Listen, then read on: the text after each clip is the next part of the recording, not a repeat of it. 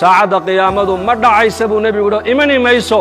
ilaa ka hor aad aragtaan 10 calaamadood buu nebigu yidhi calayhi salaatu wassalaam 10kaa calaamadoodi waa calaamaatul kubraa ayaa la yidhaahdaa laakiin waxaa jira ashraadu saaca wax la yidhaahdo calaamaatu suqraa iyaku waa la arkay maanta haddii la tiriyana maanta magaalo walba waa laga helayaa calaamaatu suqraa laakiin nebigu saxaabada xadiiska wuxuu ugu sheegay saacadda qiyaamadu inaynan dhici doonin ilaa aad aragtaan ama adduunyada dusheeda lagu arko 10 calaamadood buu nebigu inuu yidhi calayhi salaatu wassalaam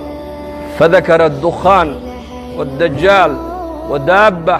ونزول عيسى بن مريم وطلوع الشمس من مغربها وخروج ياجوج وماجوج وثلاثة خسوف خسف في المشرق وخسف في المغرب وخسف في جزيرة العرب وآخر ذلك نار تخرج من قعر عظم تحشر الناس إلى محشرهم بالنبي عليه الصلاة والسلام